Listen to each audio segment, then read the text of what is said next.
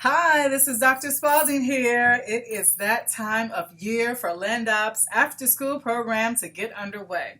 The purpose of this video is to really share with those teachers who are running 3rd through 8th grade sessions what the expectations are around getting the program up and going and to provide you with as much support as possible.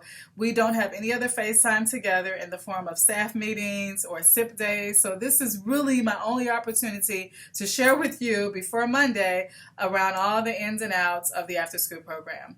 Additionally, I'll be getting on the road tomorrow, Wednesday, October the 2nd at about 2 o'clock-ish to head down to Peoria for the Illinois Reading Conference. So this is my effort to provide support to you prior to Monday. So this will be a brief video, and I'm going to go over about 6 points in this video. Hopefully they'll answer a lot of questions that you may have, or maybe you didn't even know you had, but when you hear it, you'll be like, yeah, I needed to know that. So the first point is the purpose. The purpose of LendOp's after-school program for 3rd through 8th grade is really for students to utilize the data that we have uploaded to the Study Island platform from the fall map assessment. So students just took the test, Mr. LSQ uploaded the spreadsheets, and each student now has an individualized learning path that's sitting in Study Island waiting for them to complete. So the purpose of the program is for 3rd through 8th graders to complete their reading path by January the 15th of 2020, Dr. King's birthday. We will take the winter map assessment shortly thereafter, so it's really important for students to complete their reading path by that date. The second thing I want to talk about is attendance. It's really important that teachers in the after-school program for 3rd through 8th grade, really everyone, take attendance by 3:50.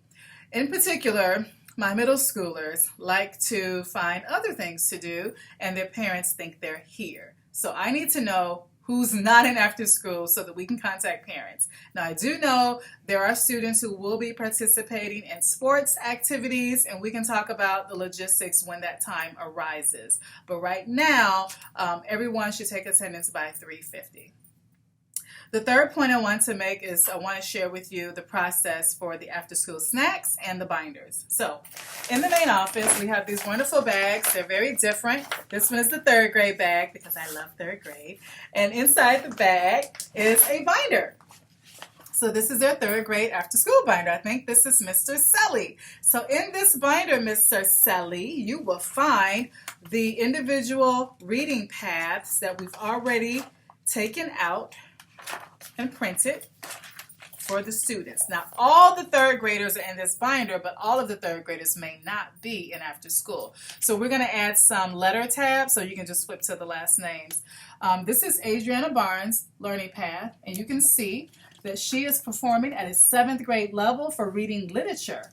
But when it comes to informational text, Adriana is only at a 2nd grade level. So this needs to be a priority for Adriana because as a 3rd grader, she is rocking it with informational text, but she needs a little bit of help. She's rocking it with literature, but needs a little help with informational text. So teachers need to use this and highlight the lessons that students have earned blue ribbons in.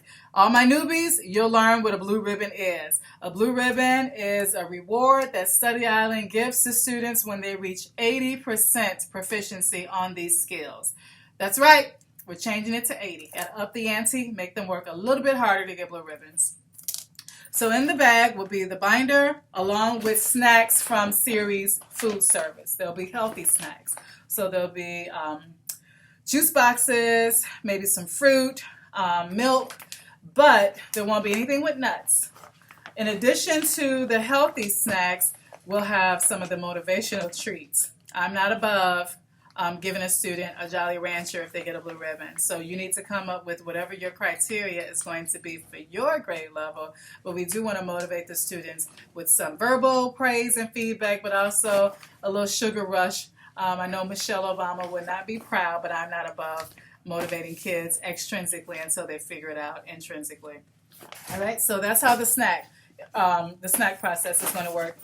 You'll send a kid down to the office to get this bag at dismissal time. So when the bell rings, only one student, please, per grade level. The bags are light. They'll come to the office, pick it up.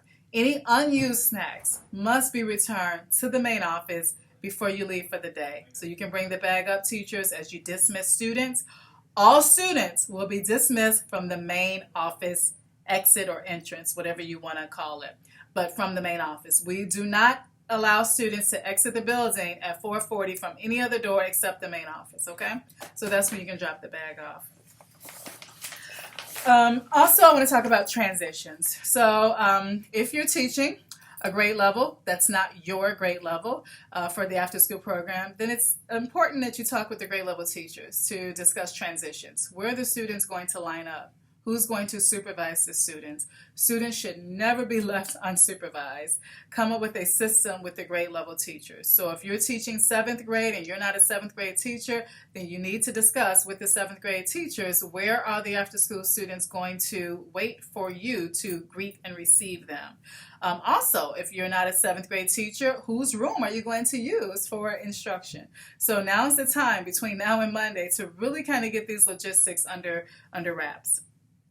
Also, contracts. If you haven't signed your contract, please do so that we can pay you on payday. Sign your contract, stick it in Mr. Kenobi's mailbox or in my mailbox. Sub coverage. If you're going to be absent and you don't know who can sub or who's available to sub, send an all-staff email. It's really important that we don't have to cancel, because we really can't just say we don't have a teacher and who's going to watch the kids. It's really important that we get sub coverage. So if you know you're going to be out, try to get that coverage covered as soon as possible.